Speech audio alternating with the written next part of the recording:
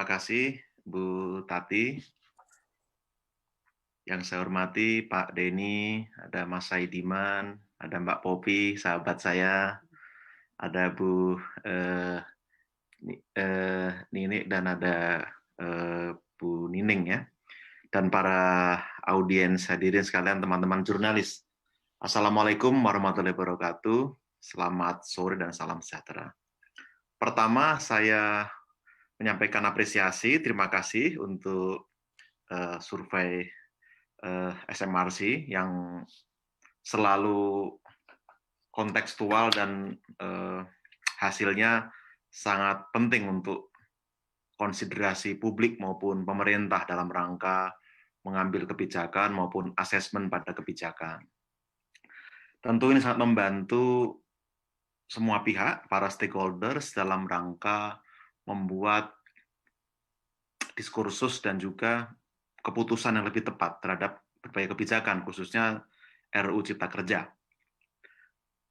Terima kasih juga untuk Mbak Popi untuk paparan yang sangat detail dan sangat mendalam, itu membantu saya meringankan beban saya untuk menjelaskan soal-soal statistik dan juga pembacaan pada ekonomi kontemporer.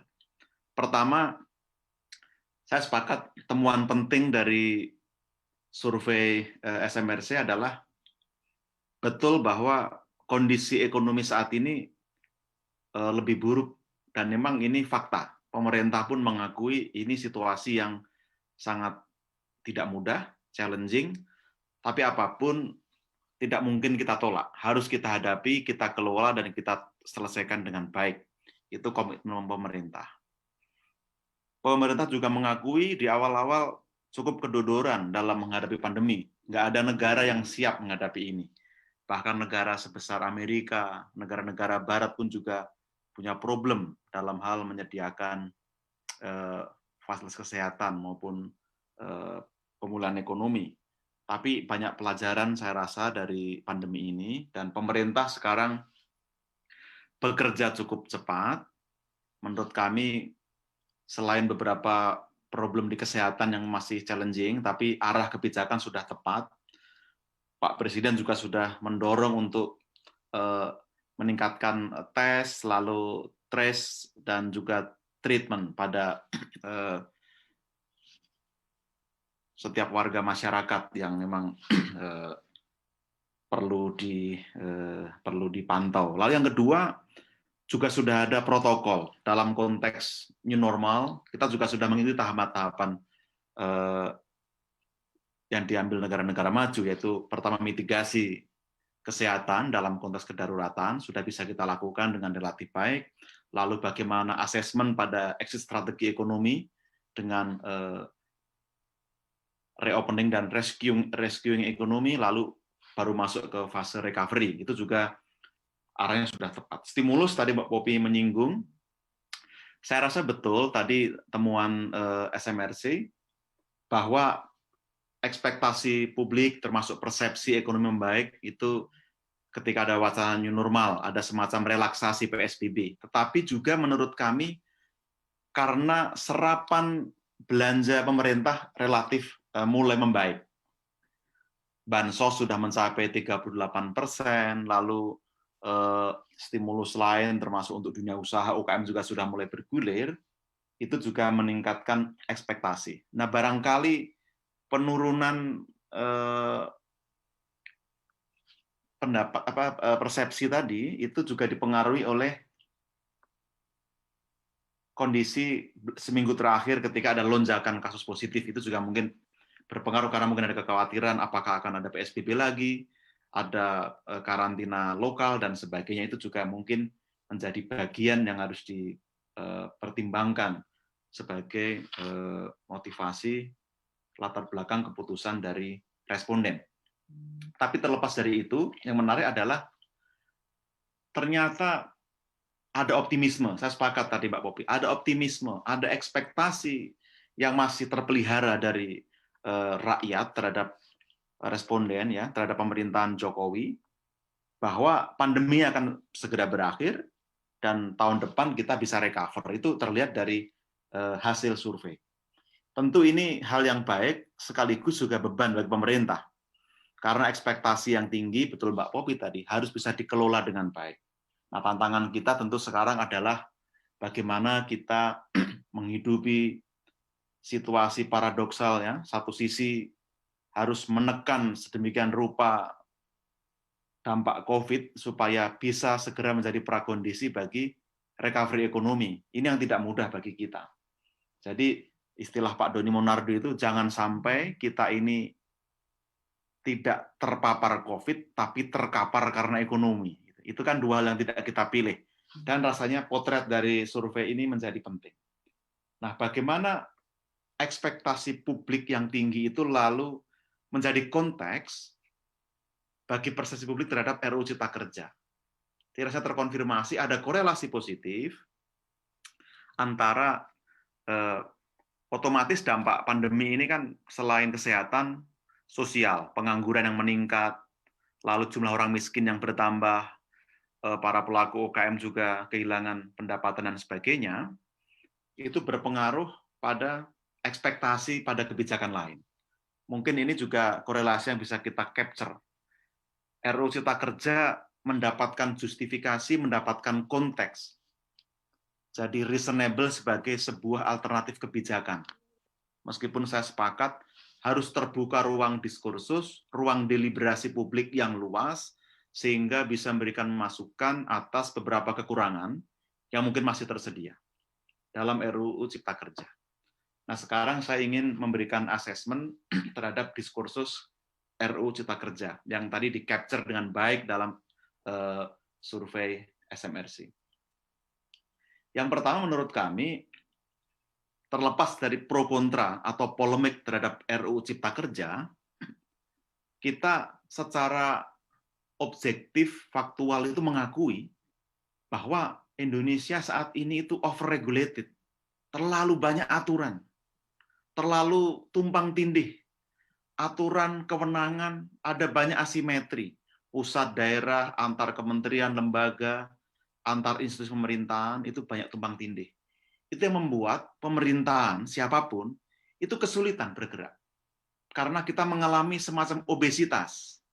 Jadi kita butuh diet, kita butuh perampingan, butuh olahraga, supaya kita lebih ramping dan bisa bergerak gesit, gitu kira-kira.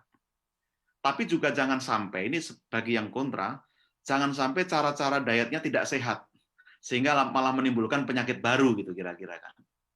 Atau ini ada orang obesitas mau disembuhkan tapi tidak menjaga kolesterol, itu kira-kira.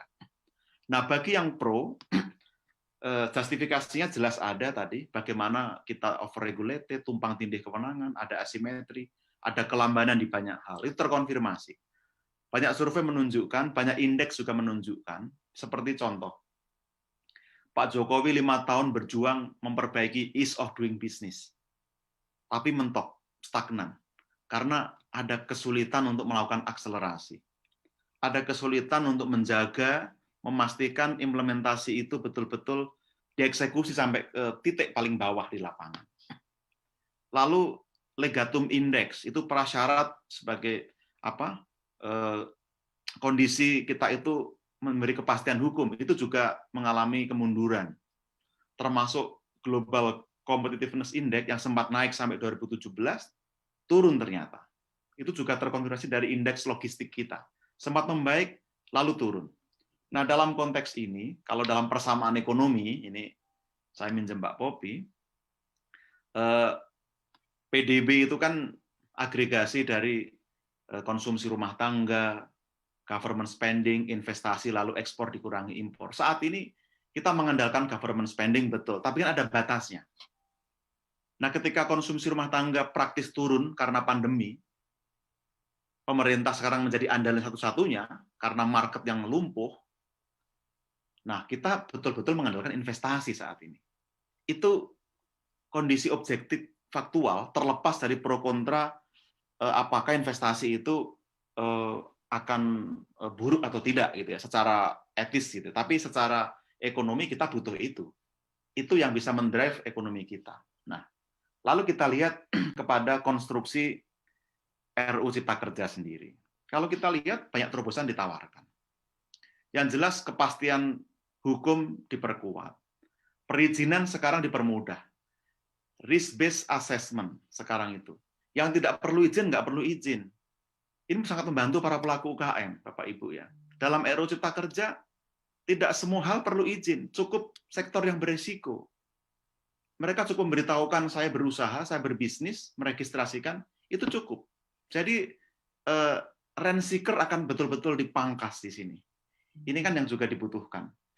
Jadi ada simplifikasi aturan, ada simplifikasi prosedur yang menjadi prakondisi yang bagus. Lalu kemudian berusaha. Ada sentralisasi perizinan, ada pemangkasan prasyarat dan sebagainya. Termasuk yang menarik adalah bagaimana pelaku UKM itu di mainstreaming di RUU Cipta Kerja ini. Ada mandat untuk melakukan kemitraan. Jadi UKM juga boleh membuat PT perseorangan supaya dia juga bisa mengakses pada modal. Ada kewajiban pemerintah menyediakan prasyarat prakondisi supaya UKM bisa berkompetisi dan aturan lain-lain tentang KEK dan sebagainya. Yang sensitif tentu tentang ketenagakerjaan. Ini juga sebenarnya kalau dibaca lebih jernih menurut hemat kami, juga tidak perlu kita ada pada situasi yang terlalu dikotomis gitu.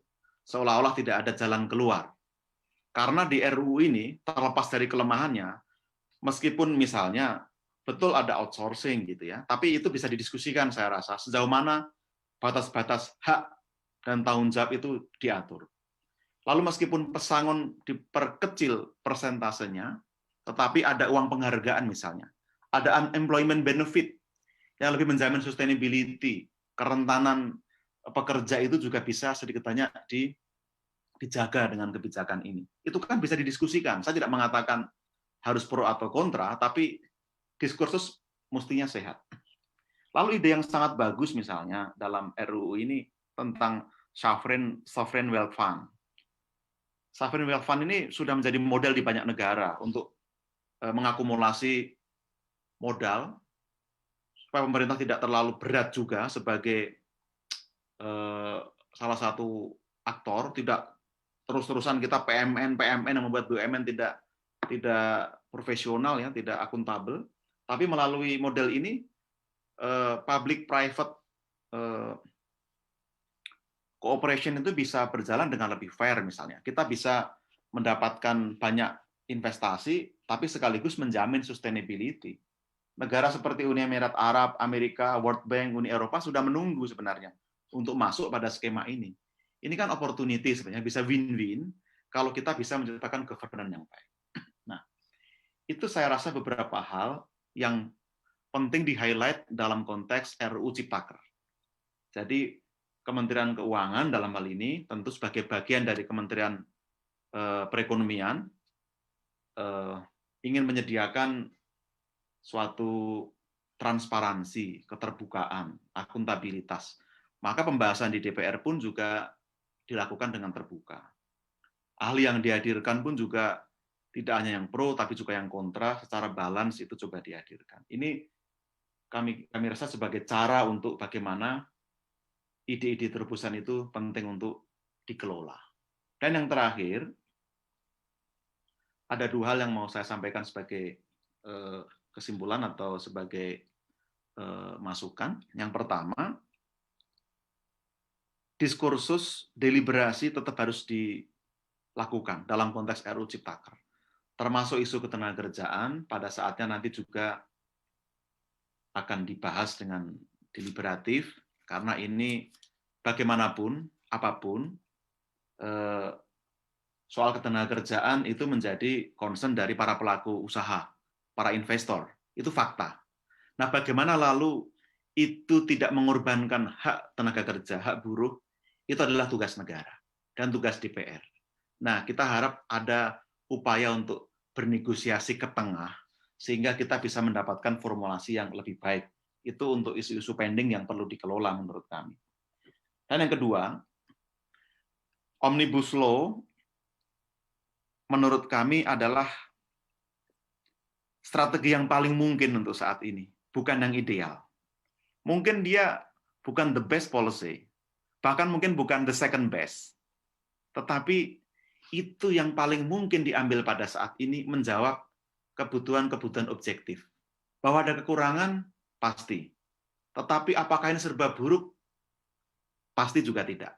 Jadi saya yakin banyak hal baik, maka pemerintah punya keyakinan dan DPR membahas itu. Jadi mari kita coba baca lagi dengan tenang, dengan jernih, apalagi tadi survei menunjukkan awareness masih rendah, artinya ini masih menjadi diskursus di level elit, di kelompok elit saja, orang kantoran, kalau tadi Pak Denny mengatakan. Nah, ini tantangan pemerintah, DPR adalah melakukan literasi, edukasi, dan juga proliferasi ide-ide penting supaya bisa didiskusikan di publik. Lalu stock taking juga harus dilakukan supaya lebih banyak masukan. Itu rasanya yang menjadi concern. Jadi intinya adalah ini cara yang paling mungkin, terobosan paling mungkin, tidak ideal memang. Tetapi kita juga tidak akan kemana-mana kalau tidak berani mengambil keputusan pada saat ini. Apalagi dengan kondisi tahun ini sangat challenging, dan kemewahan kita, Bapak Ibu ya, untuk ekspansi fiskal hanya sampai 2022. Tahun ini dengan kondisi penerimaan pajak turun, ekonomi kita melambat, mau tidak mau kita harus utang, dan defisit sampai 1.039 triliun. Ini pilihan yang pahit. Nah, kalau tidak ada terobosan, bukan pemerintahan Jokowi saya kira yang dirugikan, tapi siapapun yang akan berkuasa di 2024 akan mewarisi satu situasi kondisi yang tidak ideal, tidak favorable untuk Indonesia jumpstart gitu. Artinya yang dirugikan secara keseluruhan adalah bangsa Indonesia.